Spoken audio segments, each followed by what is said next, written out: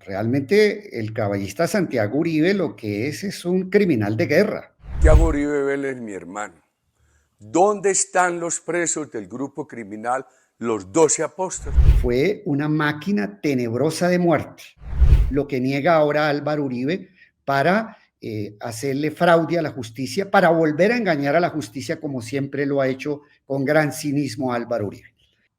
Doctor Montealegre, ayer el expresidente Uribe también publicó un video. Le voy a pedir que lo veamos y hablemos sobre él. Es un video en donde hace numerosos señalamientos contra usted, contra el fiscal que llevó el caso, que es el fiscal Carlos Iván Mejía, a quien, por cierto, el fiscal Francisco Barbosa le pidió la renuncia a todos los delegados ante la Corte Suprema de Justicia, pero solo se la aceptó a él, en lo que muchos han considerado una retaliación por su decisión de acusar a Santiago Uribe. Vamos a mirar la declaración del expresidente Uribe que él mismo publicó ayer en redes sociales. Santiago Uribe Vélez, mi hermano.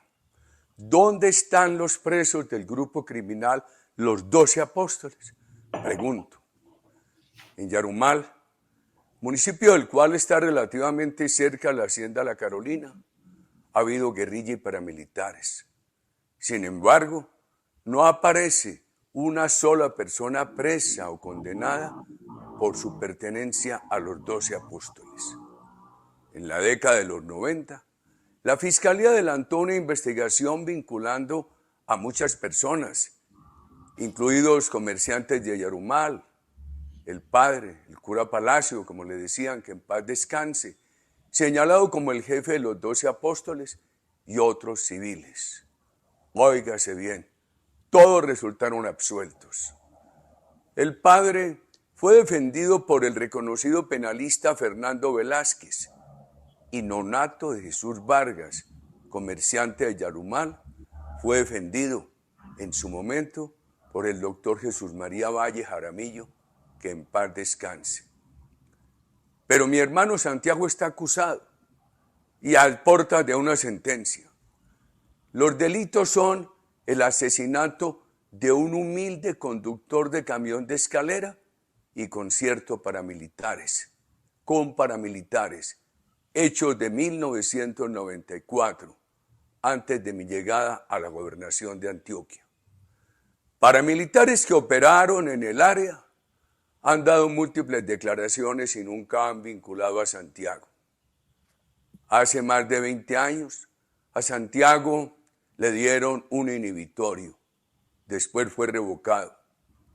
En mayo de 2014, en plena controversia electoral y con la discusión por el caso del hacker Sepúlveda, el fiscal Montealegre le quitó el caso al fiscal de Derechos Humanos que llevaba 3 años investigando y lo asignó al fiscal Carlos Iván Mejía, cuota del magistrado Leonidas Bustos, magistrado condenado y asilado, de confesa animadversión a mi persona y a mi gobierno. Poco antes de acabar la administración del fiscal Montealegre, el fiscal Mejía ordenó la injusta e innecesaria detención de Santiago, quien compareció siempre ante la justicia. La decisión fue confirmada en tiempo récord por el vicefiscal Perdomo.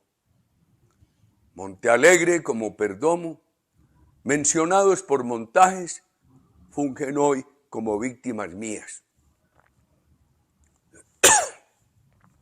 El costoso contrato de Montealegre con la doctora Natalia Springer tuvo como objeto incorporar la teoría del contexto que usaron para acusar a Santiago. A los 12 apóstoles le asignaron cerca de 500 asesinatos, pero a Santiago, el supuesto coordinador de la banda sin presos, lo acusaron de uno, del asesinato del mencionado humilde conductor de camión escalera. Un testigo, protegido por Chávez y por la izquierda argentina, dijo haberse reunido con Santiago en Yarumal. Se probó que ese día Santiago estaba en Manizales por una corrida de toros que tenía en Cerro de la Carolina. Este testigo había sido desvinculado de la policía por narcotráfico, siendo yo presidente. La figura que usó la policía fue la insubsistencia sin motivación.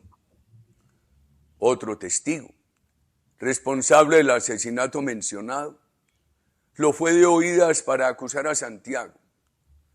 Las personas que fueron sus fuentes nunca confirmaron haberle dicho algo sobre el tema. Este testigo, ya en la etapa del juicio, dijo que de nada se acordaba. Otro testigo, quien fue tratado por esquizofrenia, dice haber visto a Santiago con otra persona hablando de paramilitares. La otra persona no ha tenido condena alguna y no es amiga de Santiago. El testigo primero dijo que vivía solo, después que con la mujer y con una hija.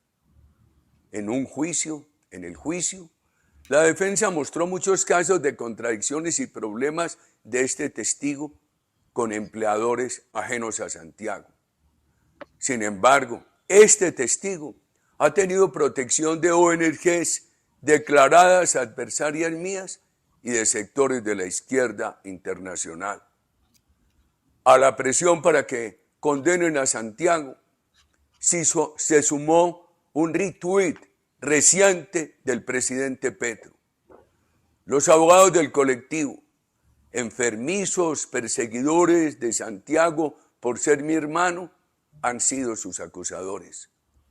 Santiago ha sido buena persona, de valores morales, buen hijo, buen hermano, buen esposo, buen miembro de familia.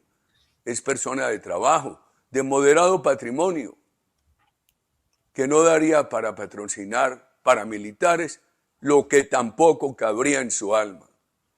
Pero Santiago ha sido perfilado de manera contraria a lo que es, como en su momento lo hizo el presidente Petro. Esto ocurre cuando la información de la justicia se obtiene por enemigos políticos, distantes del acontecer y del medio del acusado. Distinto fuera si le hubieran preguntado a tantas personas de la comarca que de verdad han conocido a Santiago. Bueno, doctor Montealegre, usted acaba de oír lo que publicó el señor expresidente Álvaro Uribe. Por supuesto, usted no ha tenido la oportunidad de replicarle hasta ahora. Quisiera, por favor, hacerlo. Sí, desde luego, Yamid. En primer lugar, Álvaro Uribe quiere presentar al caballista Santiago Uribe como un hombre cándido, de un gran corazón. Casi que lo coloca como una especie de monje que se dedica exclusivamente a leer la Biblia y las Sagradas Escrituras. Realmente el caballista Santiago Uribe lo que es un criminal de guerra. Es un hombre supremamente peligroso. Es que una de las máquinas más tenebrosas que ha tenido el paramilitarismo en Colombia fueron los 12 apóstoles. Los 12 apóstoles, recordemos, surgen en la década de 1990. En la década en que empieza a fortalecerse el paramilitarismo en Colombia, y uno de los grandes líderes políticos que ayudó a impulsar el paramilitarismo en Colombia pues fue Álvaro Uribe. Ese cuento de Álvaro Uribe de que los 12 apóstoles no existieron es un cuento chino. Ese es un cuentazo, porque la existencia de los 12 apóstoles está claramente probada. ¿Y cómo se prueba la existencia de los 12 apóstoles? Que, reitero, fue una máquina tenebrosa de muerte. Una máquina tenebrosa que dio lugar o que asesinó a decenas de personas, desplazó, amenazó, secuestró, cometieron delitos de lesa humanidad, muy graves. Y el gran director de esa máquina peligrosa fue indiscutiblemente Santiago Uribe. Estamos hablando de hace más de 25 años de la conformación de este grupo. ¿Y cómo se comprueba la existencia de este grupo? Álvaro Uribe, en forma mentirosa, cínica, contrario a toda la evidencia que aparece en el proceso contra el caballista Santiago Uribe, pues ahí hay testimonios absolutamente claros que demuestran en primer lugar la existencia de los 12 apóstoles. Le voy a anunciar algunos. Daniel y oyentes, porque son muchos, pero que recuerden este momento, porque ha pasado ya algún tiempo, pero hay en primer lugar dos testimonios muy importantes de personas que pertenecieron al grupo paramilitar de los 12 apóstoles. O sea, es una confesión de parte, confesión de personas que integraron el grupo paramilitar. Estoy hablando de dos oficiales de la policía. Dos oficiales de la policía que trabajaban en Yarumal y que fueron parte del grupo de los 12 apóstoles. ¿Quiénes son?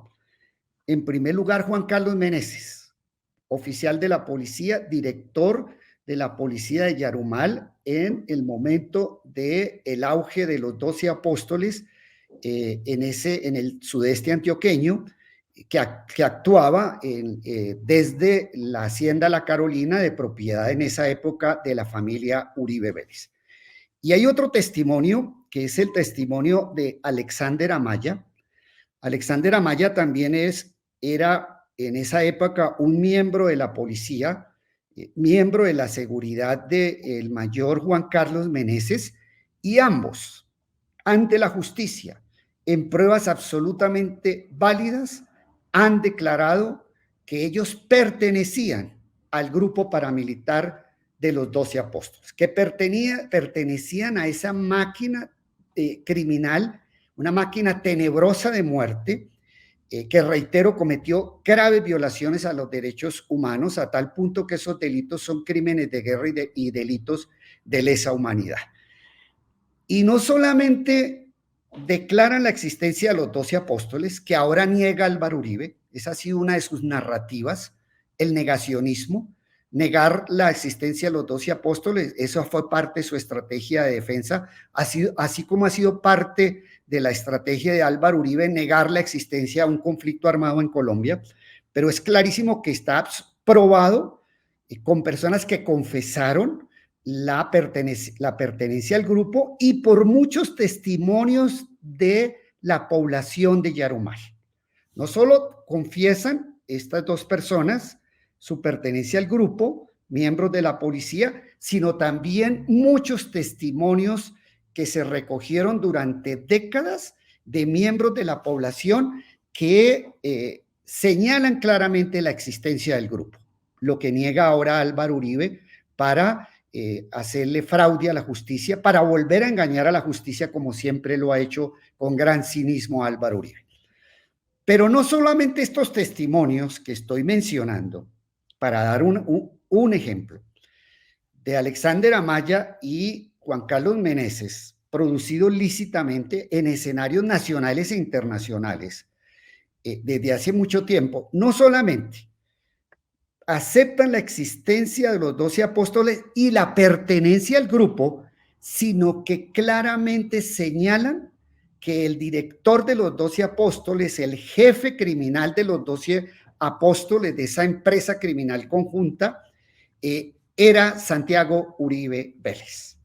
Entonces, mire cómo las mismas evidencias, y yo no hablo con la retórica cínica de Álvaro Uribe, sino que le muestro al público en Colombia, a la ciudadanía, las evidencias que existen en ese proceso.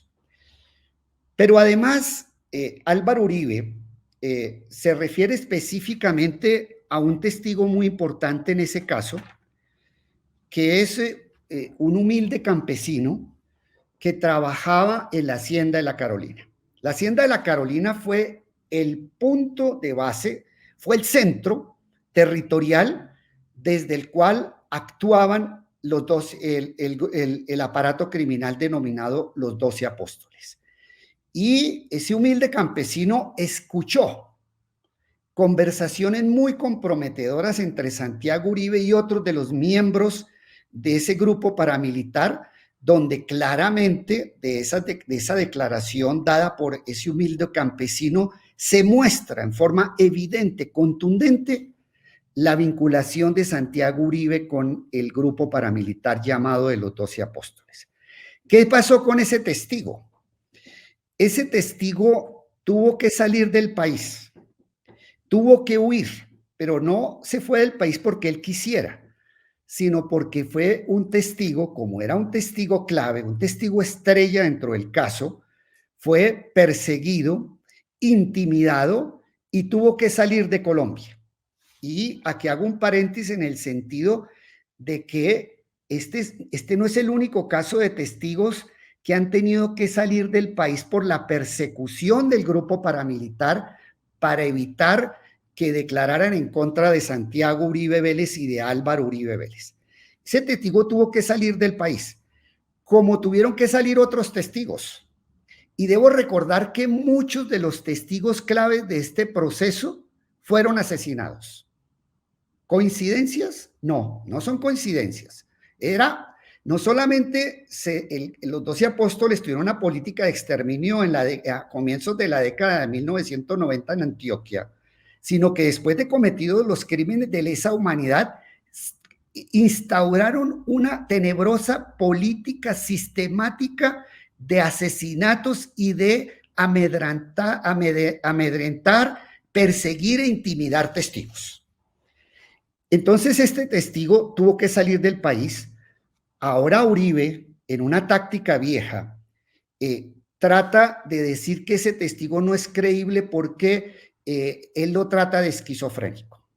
No es la única vez que Uribe trata de decir que los testigos en su contra son esquizofrénicos, locos, dementes, inimputables, porque es un modus operandi de Álvaro Uribe tratar de enfermos mentales a algunos de sus testigos, un modus operandi que ya desenmascaró la Corte Suprema de Justicia cuando le dictó la detención a Álvaro Uribe por un delito conexo precisamente con todos estos delitos de lesa humanidad.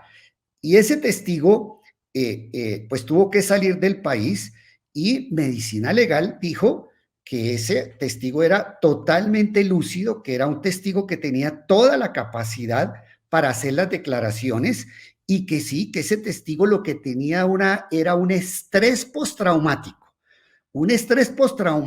ocasionado por la persecución de la estructura paramilitar que lo intimidó, que lo sacó del país.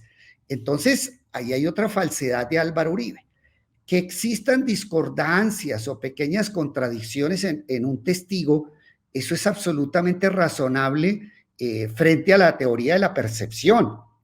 Pequeñas contradicciones que tengan los testigos en general no demeritan a un testigo que en lo esencial y en lo central de la imputación ha sido coherente como se trata de este testigo.